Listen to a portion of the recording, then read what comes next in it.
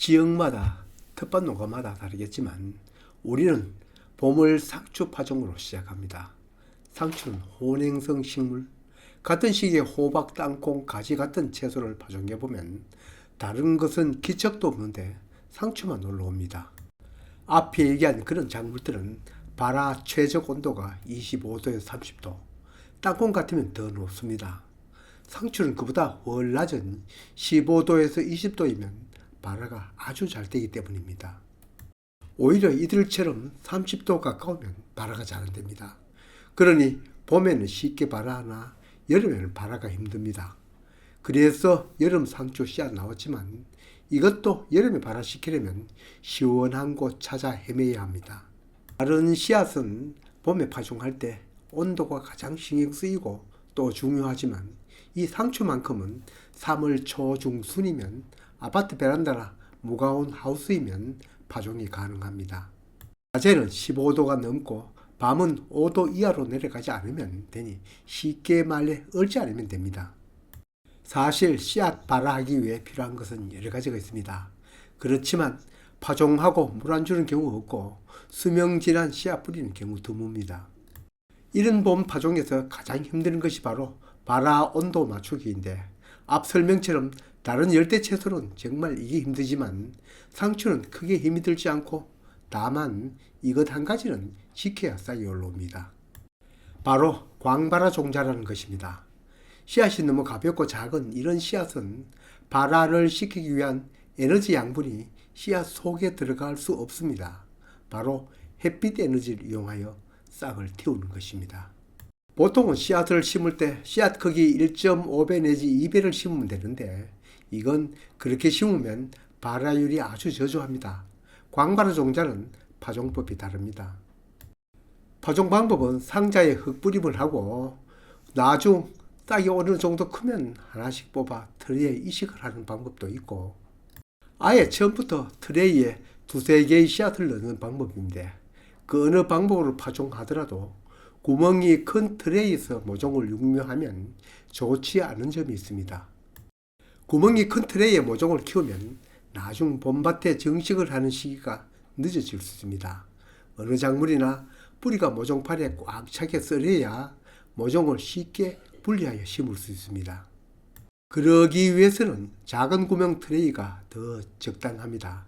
지금 여기 쓰고 있는 105구 트레이도 상추에게는 큰 편입니다. 물론 오랫동안 육묘하여 밭에 낼 것 같으면 이게 적당하겠지만 모종이 어느 정도 크면 밭에 내리면 이보다 작은 128구나 162구가 더 나을 겁니다. 어쨌거나 이런 광발화 종자는 실내에서 트레이나 모종판에 파종을 할 때는 그냥 상토 위에 뿌리고는 그래도 씨앗이 날릴까 염려되면 꾹꾹 눌러주는 것이 도움이 됩니다. 또 염려가 되면 마른 상토를 먼지 뿌리듯 흩어 뿌리고 눌러줍니다. 물을 뿌릴 때도 그냥 물뿌리개로 물을 뿌리면 씨앗이 한 곳으로 몰리거나 흩어질 수 있습니다. 이러한 베이스판을 구입하여 여기에 물을 부어 물이 트레이 상토로 스며들도록 주는 것이 좋습니다. 여러 광발화 종자 중 특히 상추 씨앗은 작기도 하지만 너무 가볍기 때문입니다. 우리는 이런 베이스 트레이를 여러 개 사놓고 밑바닥에 물을 충분히 부어놓고 여러 날을 농장을 비웁니다만 이러한 것이 없을 때도 요즘 흔하게 보는 스티로폼 박스나 아닌 종이 박스에 멀칭비를 깔아놓고 얹어두어도 좋습니다. 상추와 함께 파종하는 것으로는 그 사총격인 로메인이나 양상추 또 치커리 등은 파종법도 크게 다르지 않습니다. 하도 이런 쌈채소가 많으니 어떤 것은 모둠상추, 모둠쌈채소로 묶음으로 판매를 하기도 합니다. 이 시기에 같이 파종하는 것으로는 쑥갓도 빠뜨릴 수 없죠. 특히 향긋한 냄새를 잊을 수 없죠. 보통은 상추 씨앗과 함께 파종할 때가 많은데 앞에 얘기한 상추는 씨앗도 가볍고 작은데 이 쑥갓 씨앗은 그보다는 더 무겁고 큽니다. 이런 종자는 광발화 종자인지 선뜻 판단이 안 될 수 있습니다. 이런 때는 간단히 해결하는 방법이 있죠. 바로 AI에게 물어보는 겁니다. 제 영상에서 가끔 AI 한 까닭은 생활에서 모르는 것이 있으면 예전에는 사전이나 책, 또는 인터넷을 검색해 알아내었는데 지금은 AI를 시키면 내가 찾는 것 이상으로 정리를 해줍니다. 아직은 AI가 초보 수준이어서 본인이 중심을 잡고 참고를 해야 하지만 여러 곳을 뒤져 여러 시간 걸려서 정리할 것을 금방 해주는 편리함이 있습니다. 주위에는 여러 가지 AI가 있지만 여러 AI 중 대답을 가장 친절히 하는 놈이 바로 제미나이죠. 네, 쑥갓은 광바라 종자입니다. 광바라 종자는 바라에 빛이 필요한 종자를 말하며 쑥갓 외에도 상추, 배추, 당근 등이 있습니다. 쑥갓 파종 시 주의사항.